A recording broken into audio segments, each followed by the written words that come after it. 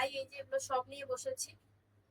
বালিশের ওষার ওলা ঠিকঠাক করে পরানো হয় না, তো আজকে যেহেতু মানে কাজটা একটু আস্তে ধীরে লেট করে করবো, আর আমার বাড়িতে এখনই সবাই উঠবে ঘুম থেকে, এখন ফ্রেশ ট্রেশ হবে, তারপরে চা বানাবে, চা খাবে, তারপরে রান্না বান্না, তো তাই আর কি এখনই নিয়ে বসেছি।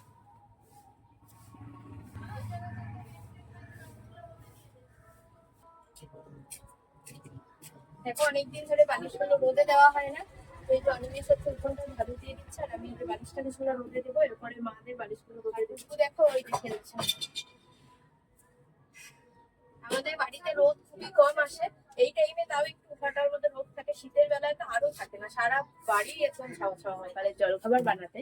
আর আজকে সকালে কি বানাবো কালকের থেকে ভেবে রেখেছি, তো তার জন্য দেখো এখানে হচ্ছে ঘুগনি বসিয়েছি, কালকে রাতে হচ্ছে ভিজিয়ে রেখেছিলাম, আর আজকে প্রেসারে একটু সিটি মারলাম।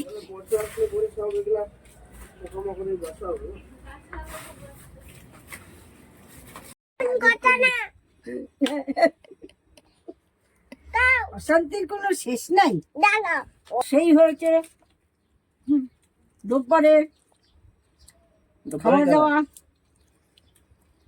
কেন যেন আমাদের একটু কালার টালার সব দিক দিয়ে একটু চেঞ্জ হয়ে যায়, বেশ ভালোই লাগে। রোববারটা যদি প্রত্যেক দিনই আসতো আর একটু ভালো লাগতো।